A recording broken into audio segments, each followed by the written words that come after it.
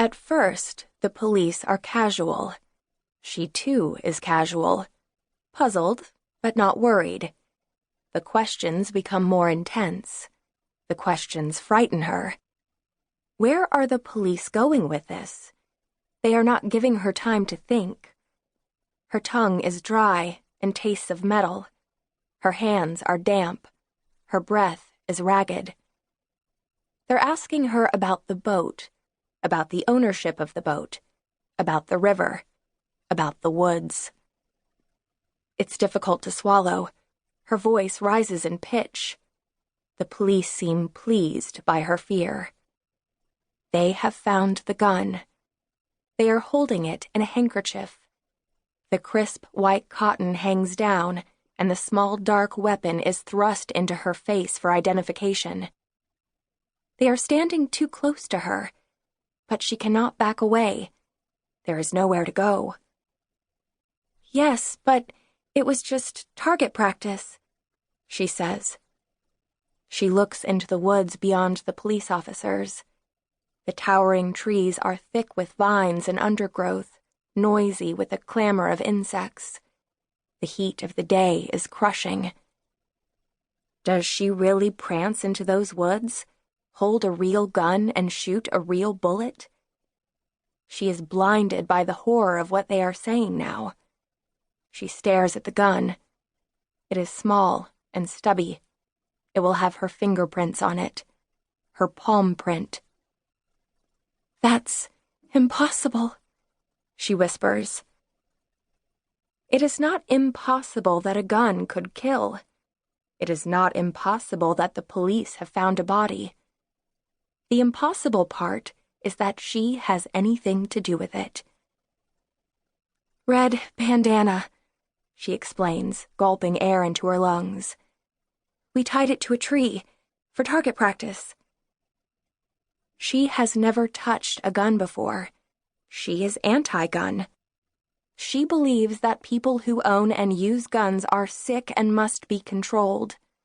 She would never live in one of those states where people shoot for the fun of shooting.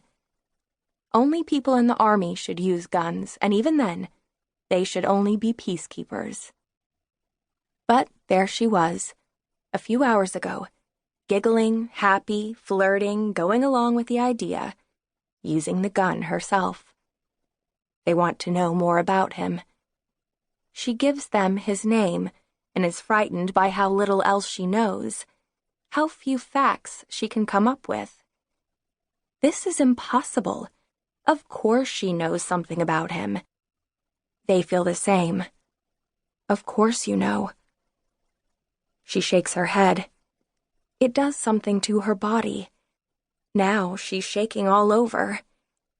They want her to come with them. She cannot seem to coordinate her feet. They pull at her to get her going. She is horrified by their hands on her. She draws her elbows in and hunches down. Her teeth are chattering. She wants to see the dead person, but they won't let her. It's a crime scene, they explain. They imply that she has already seen it. No, she thinks. There was no one there. It didn't happen. The police stare at her. Their eyes glitter. She is a fawn surrounded by wolves. She and the police walk up a path. She has not noticed the path until now. The salt marsh is on her right, the reeds taller than she is. Impenetrable, quivery in the wind. The woods are on the left. The ground is low-lying and often flooded, so debris piles up against the tree trunks. She can barely find a place to put her feet, never mind her thoughts. This cannot be happening. She is a good person, a moral person, a successful person.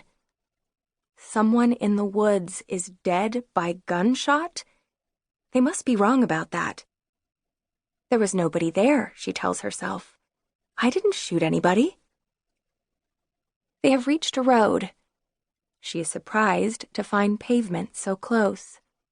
Coming by water, The place seems so remote. She doesn't recognize the road, which is confusing, because she is a local.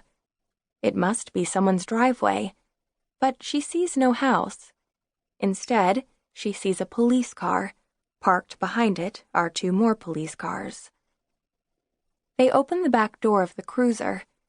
The back is where prisoners go.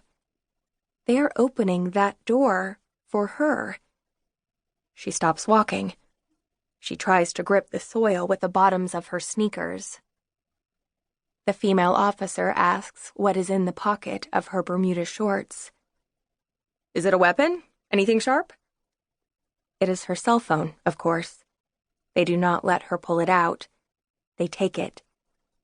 Her hand actually aches for the weight and texture of that little rectangle. The cell phone is her best friend. It never lets her down. Now, it is evidence. She has not agreed to this. She will be lost without her phone. She must have it back.